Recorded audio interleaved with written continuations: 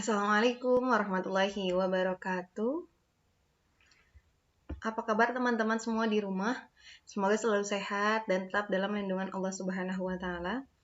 Alhamdulillah, hari ini bertemu dengan Ustazah Ira.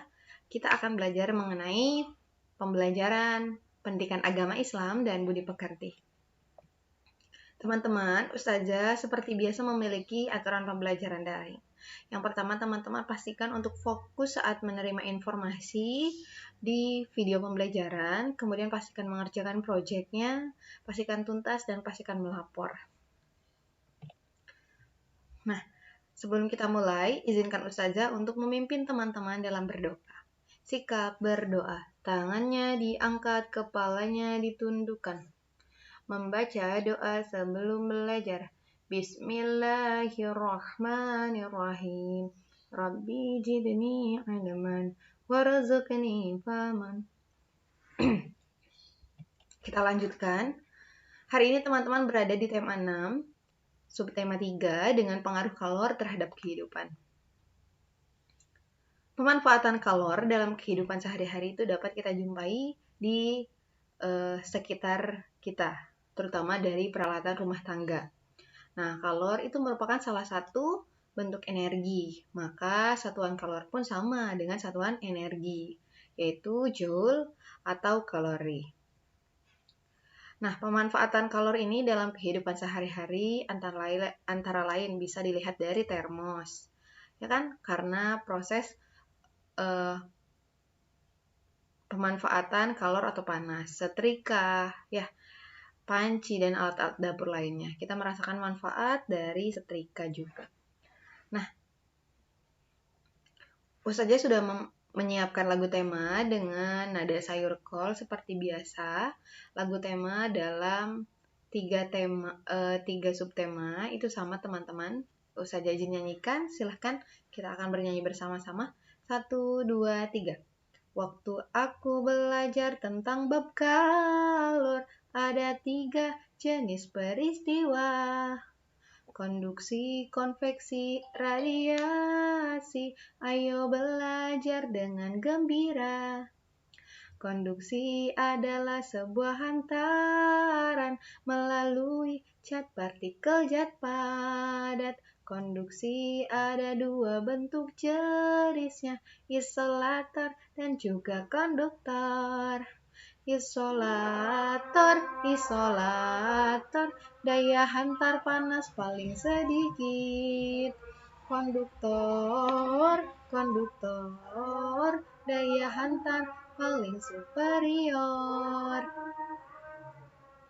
Kita lanjutkan.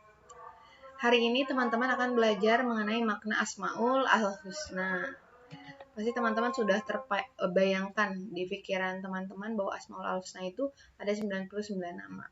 Ya, betul, bahwa Asmaul al-Husna itu memang ada 99 nama baik yang dimiliki oleh Allah Subhanahu wa taala.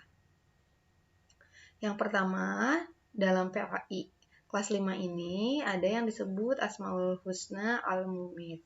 Al-Mumit itu artinya yang maha mematikan. Mumit, mematikan. Nah, dijelaskan dalam Quran Surat Yunus ayat 56 yang bunyinya, teks latinnya, ya. Nah, artinya dalam bahasa Indonesia, dialah yang menghidupkan dan mematikan, dan hanya kepadanya lah kamu dikembalikan. Nah, jadi dunia ini hanya sementara, karena yang kekal itu ada di akhirat. Ya, Allah punya kuasa untuk bisa menghidupkan dan bahkan mematikan seorang hambanya. Bahkan dalam satu hari yang sama, dengan mudah Allah mematikan setiap umat manusia di berbagai daerah yang berbeda. Nah, maha kuasa Allah yang bisa menghidupkan dan mematikan. Kita lanjutkan. Al-Mumit ini menginformasikan kepada kita bahwa setiap yang bernyawa itu pasti akan mati.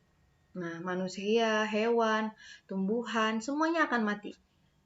Tidak bisa lari dari kematian. Bahkan jika teman-teman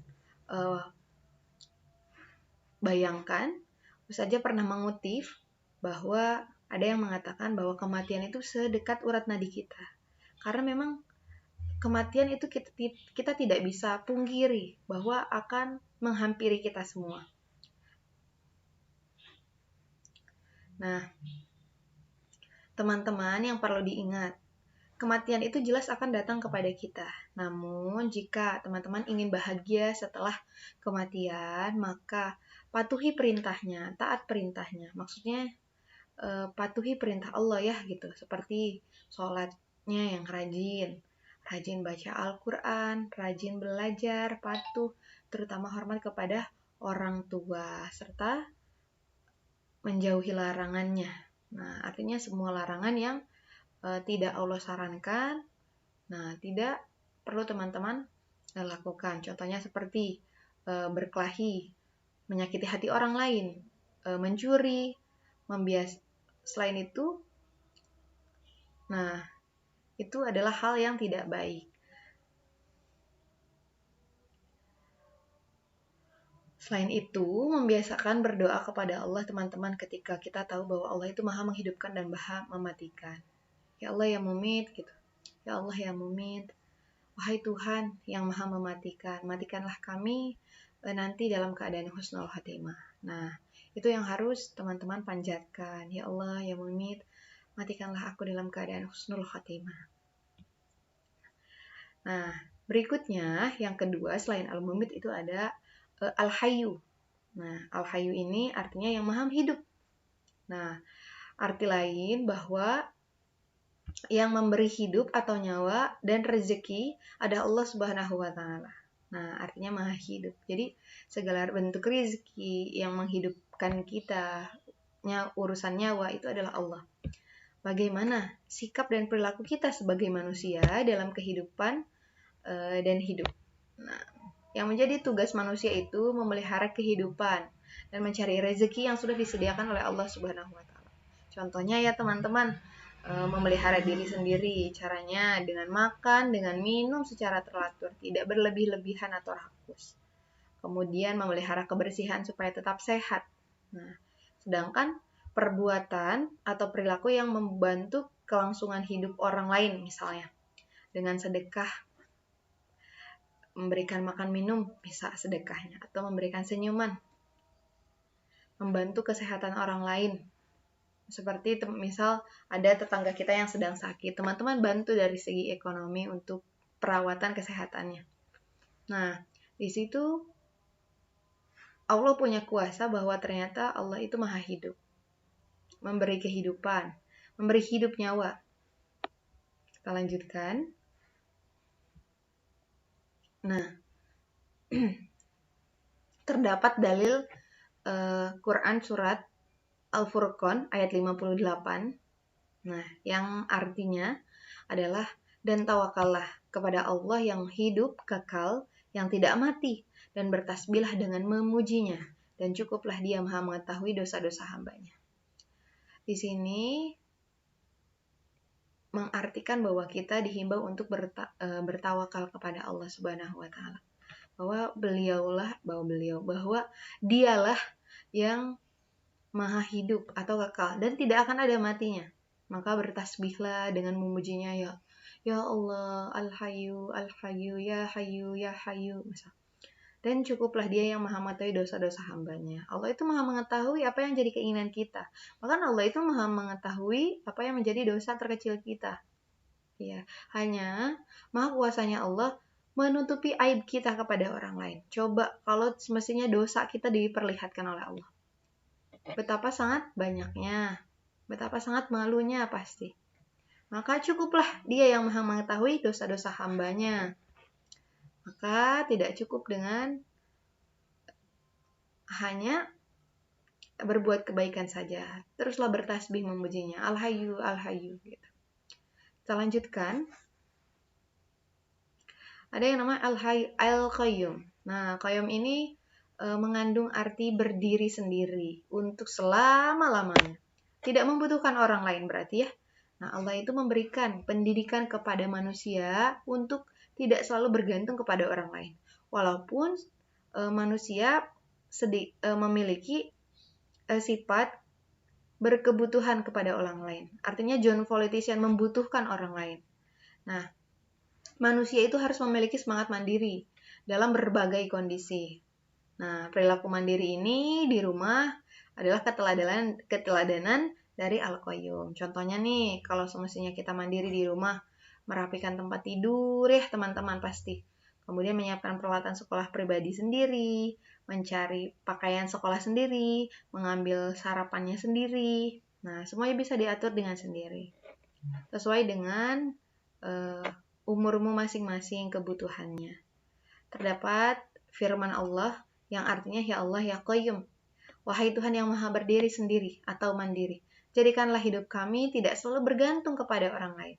Nah, itu terdapat pada Quran Surat Al-Baqarah ayat 255.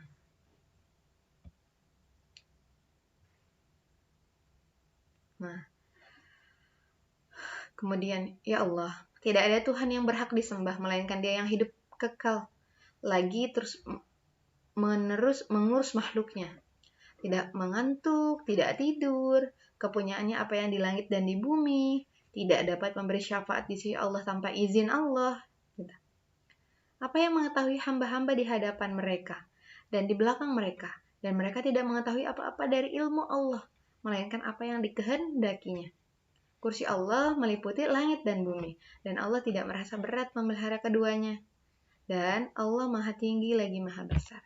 Nah, ini adalah firman yang menginformasikan bahwa maha besarnya Allah. Maha besarnya Allah memiliki kuasa berdiri sendiri tanpa membutuhkan orang lain, yang terlihat dari makna kata Al-Qayyum.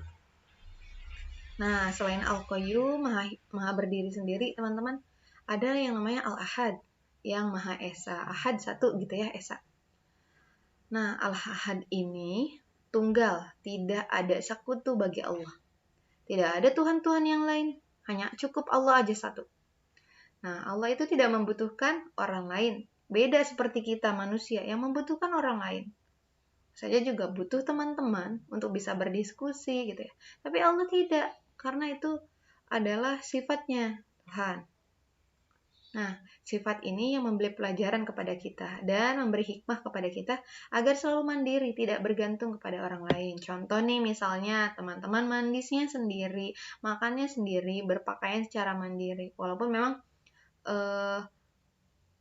makan itu, misal orang tua yang masak, tapi teman-teman makannya sendiri, tidak disuapi. Contoh lainnya, teman-teman mengerjakan proyek sendiri, ya, mengerjakan PR-nya sendiri, mengerjakan proyeknya sendiri, menyusun dan merapikan buku pelajaran di rumah, itu pribadi sendiri. Merapikan baju, pakaian yang ada di lemari, itu juga harus sendiri. Nah, kemudian berdoalah, ya Allah, Engkau Tuhan satu-satunya, tidak ada sekutu bagimu, Engkau tempat meminta, jadikanlah aku dapat hidup mandiri. Teman-teman pasti mau kan hidup mandiri? Banyak cara menuju hidup mandiri, teman-teman. Nah, Ustazah sudah menyediakan proyek, teman-teman akan menebak teka-teki silang mengenai Al-Asmaul Al-Husna. Di lembar proyek, Ustazah sudah sediakan bagan ya mengenai teka-teki silangnya. Nah, teman-teman silahkan cari. Misal teman-teman mencari kata Al-Qayyum di dalam teka-teki itu, atau teman-teman mencari persamaan katanya dari kata rajin misal. Nah, nanti akan dilihat, teman-teman akan bisa melihatnya setelah teman-teman melihat lembar proyek dan membaca informasi proyeknya. Insya Allah mudah. Nah, Ustazah harapkan di lembar proyek ini teman-teman print, lalu teman-teman tandai dengan menebak teka-teki silangnya. Begitu ya. Pastikan menuliskan identitasmu. Itu yang terpenting. Karena jika disalin itu akan memakan waktu dan khawatir teman-teman sedikit kesulitan untuk menyusun kata-kata setiap huruf yang ada di teka-teki silang itu.